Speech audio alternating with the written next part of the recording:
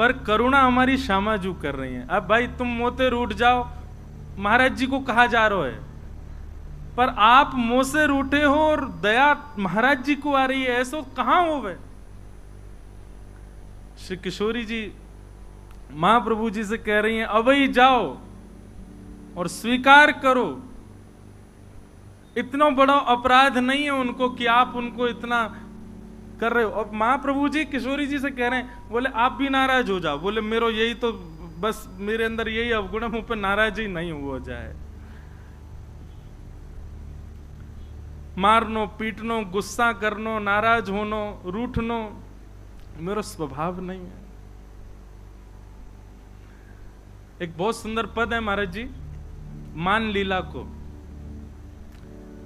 कि अब मेरे स्मृति में नहीं आती है, मेरे को दिक्कत हो जाती है। आपकी तरह अभी छक्का ना पड़े मुंह पे।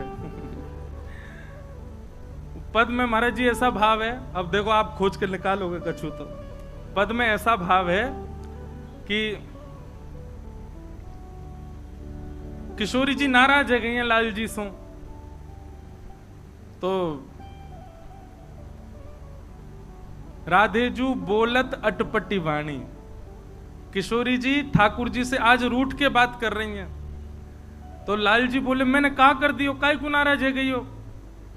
तो किशोरी जी कह रही हैं, कहां पाई तुम नील निचोलनी, आपने गले में नीली नीली मणि पहनी है, या नीली नीली मणि में एक गोपी को चित्र बनो भयो है।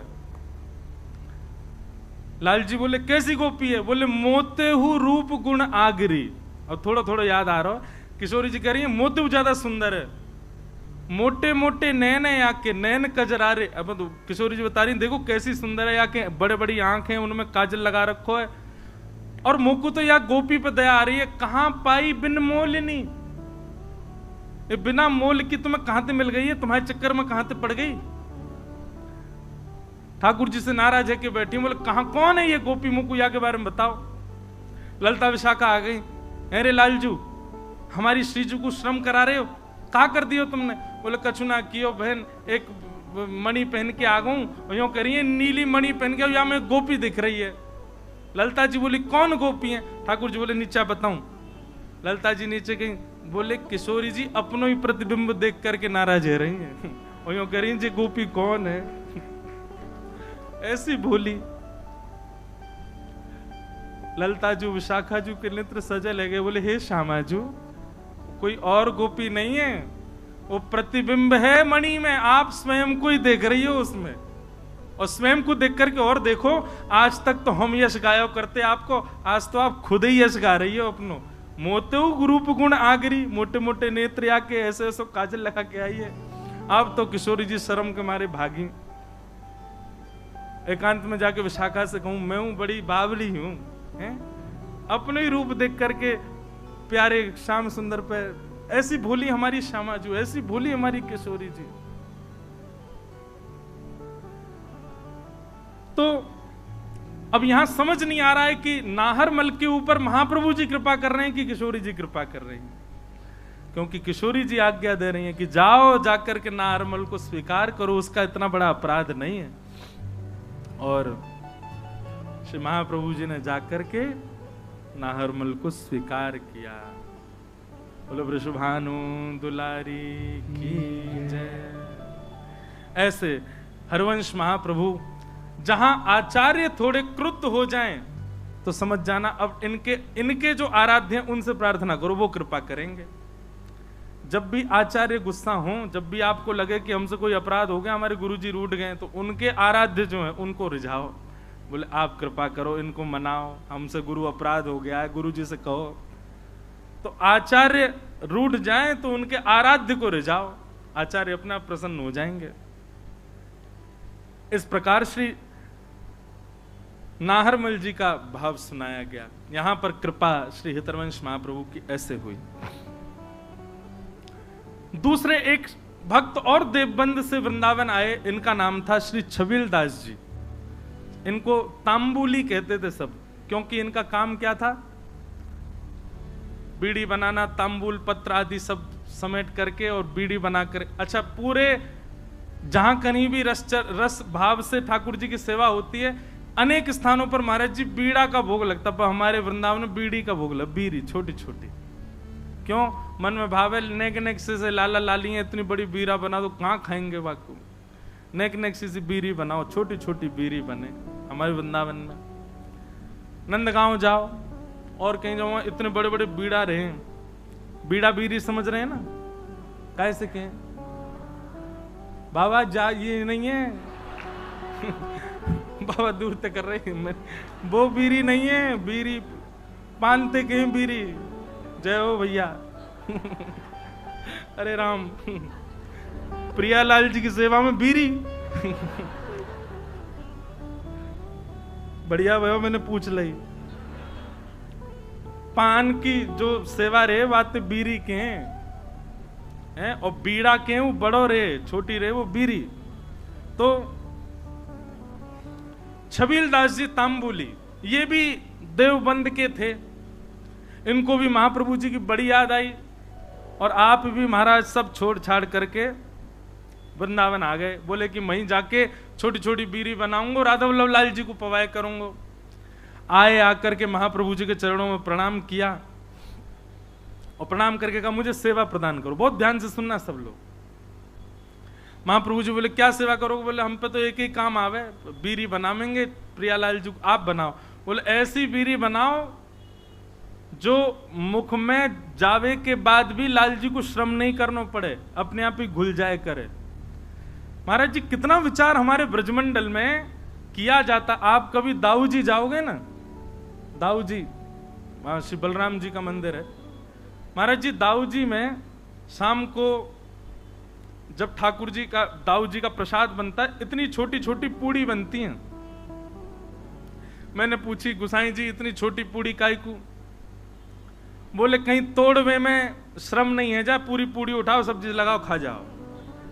मैंने की भैया ये लाड़ प्यार करके मूड हम नहीं बैठा रखे ठाकुर जी इतना लाड़ करें ठाकुर जी से, बताओ ऐसी छोटी छोटी पूरी ये तोड़नी नहीं पड़ जाए। ऐसे हमारे ब्रजमंडल की सेवा है भैया। तो महाप्रभु जी ने आज्ञा करी ऐसी बीड़ी बनाइयो कि प्रियालाल जी के मुख में जाए, मुख में जाते ही घुल जाए। वो ठीक है। अब तो महाराज वो इसी भाव में बीड़ी सिद्ध करता था, पानों को रात में भिगोता, उनको बिल्कुल नरम सा बना के वही सामग्री भीतर, वो भी निधान। महाप्रभु जी ने बताया क्या क्या सामग्री जाएंगे, उसके अलावा कुछ नहीं। बिल्कुल भी ऐसा ना हो कि मुख में जाकर के थोड़ा भी श्रम करना पड़े।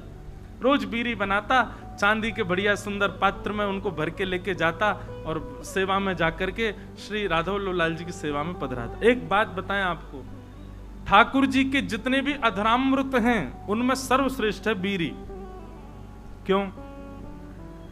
बाकी को अधरामृत महाराज जी ठाकुर जी पामे, पर बीड़ी को भोग ऐसा है ठाकुर जी क्या करें, वाकु पामे और मुख से लगा करके अधरामृत को स्पर्श करा करके तब वाकु पधरा दे। नेक नेक पामे, एक बीड़ी तो नेक लियो, दूसरी तो या को मतलब यह है कि मुख्य अधरामृत ठाकुर, वैसे तो सबका छू है, पर बीड़ी में विशेष ठाकुर जी को अधरामृत को भाव रहे। हमारे नाथ द्वार में भी महाराज जी, श्रीनाथ जी कितना बीड़ी भोग लगाते हैं, 100-150 पान रोज पाते होंगे। बताओ महाराज, हर प्रसादी के बाद में।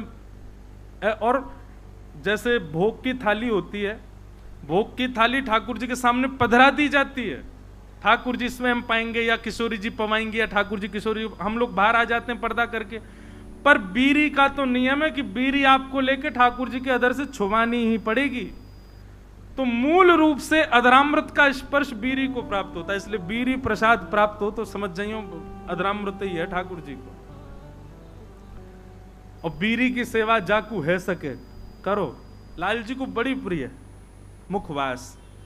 तो ये छबीलदास जी तांबुली आए और इनने बीड़ी की सेवा प्रारंभ करी।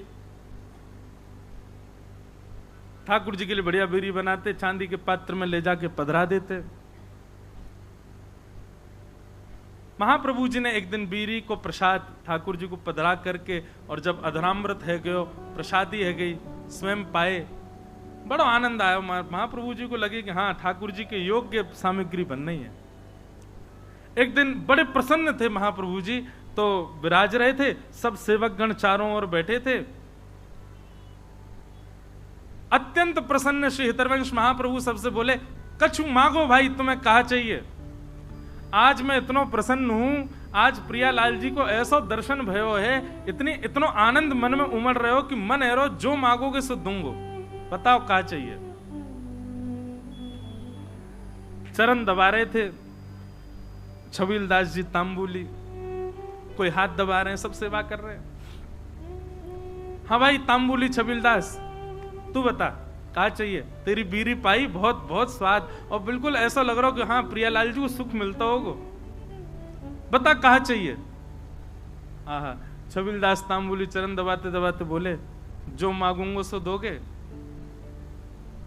महाप्रभु जी बोले, कहा चाहिए बता, आज्ञा कर।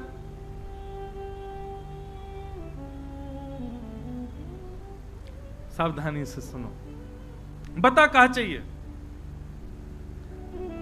तो छबीलदास तांबुली कह रहा है, बोले कि जय जय, हमें ऐसा अनुभव भयो, हमने ऐसी सुनी है कि श्री राधा वल्लभ जी आपसे बात करें, आपके संग बैठे, आपको हाथ पकड़ लें, आपकी गोद में बैठ जाएं कूद के।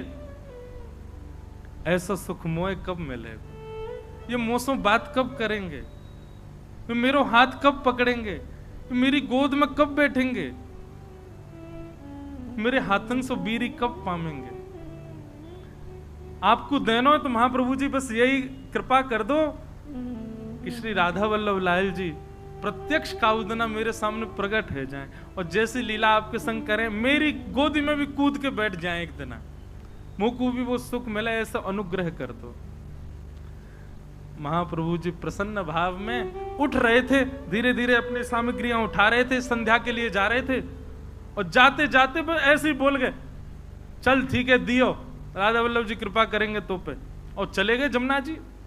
कोई ऐसा भी नहीं कि विधि विधान से बैठ के आशीष दिया हो, उठ के जाते जाते बोल गए, चल दियो, कृपा करेंगे। नेत्र सजल है, बोले अब कब होगी कृपा ये तो जाने नहीं, पर गुरु आज्ञा है तो निश्चित कृपा होएगी।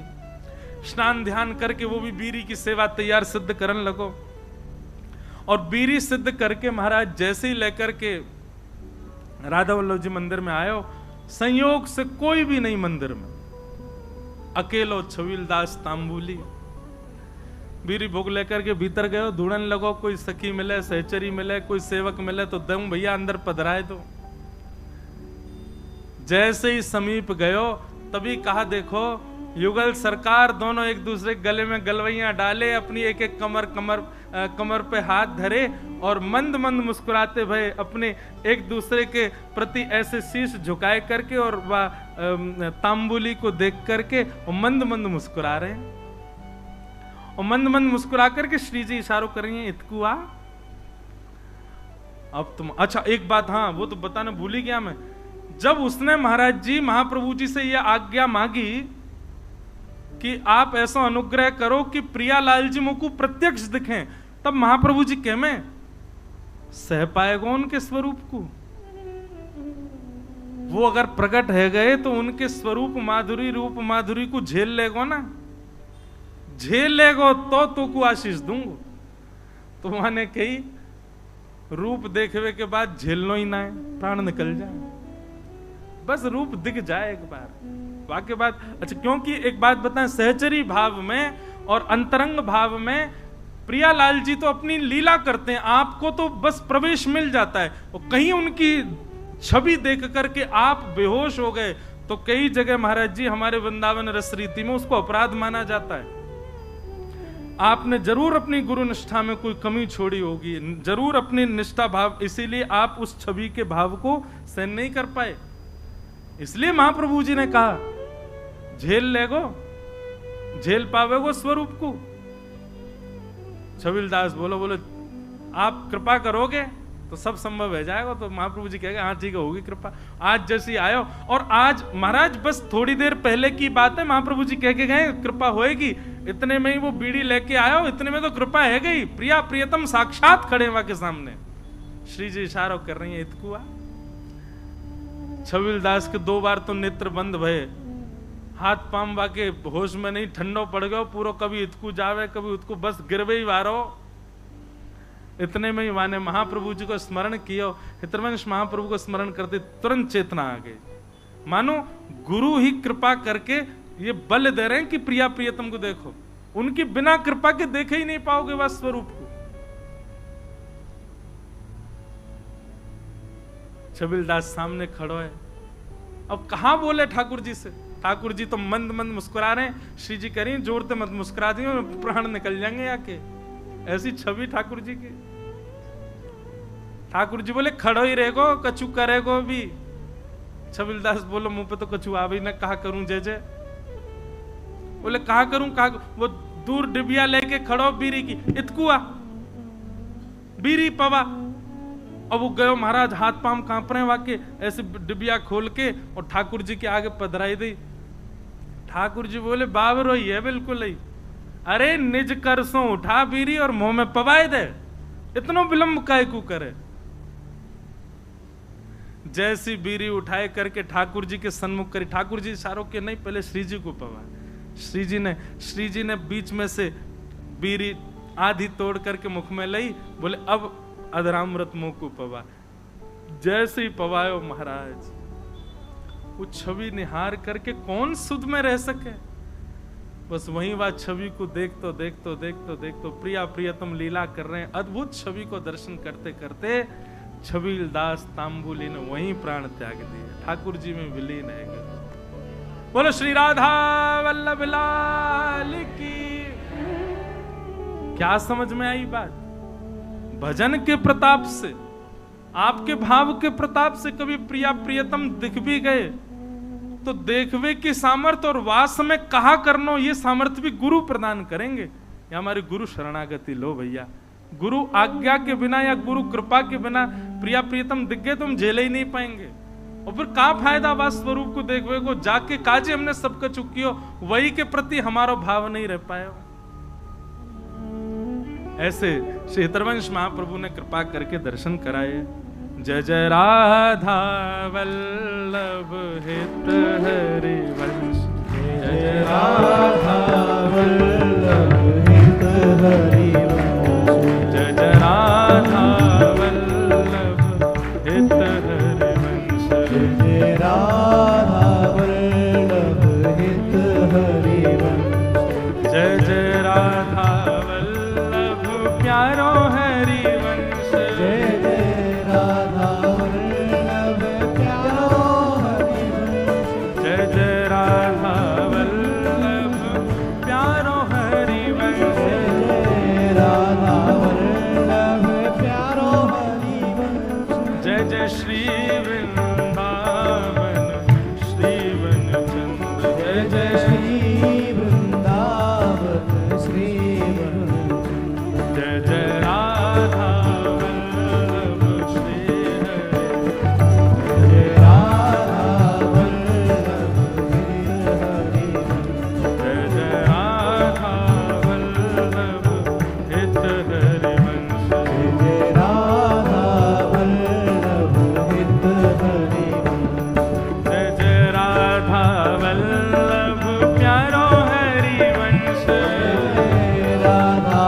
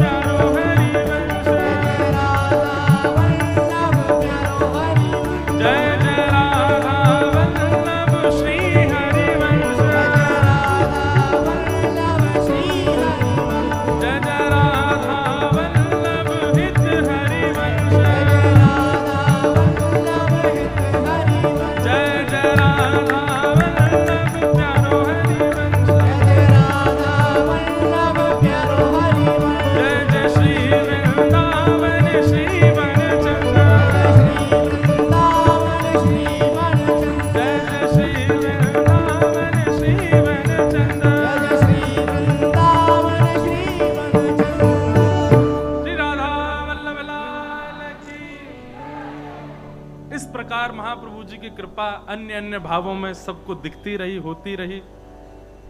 अब बड़े सुंदर दो चरित्र और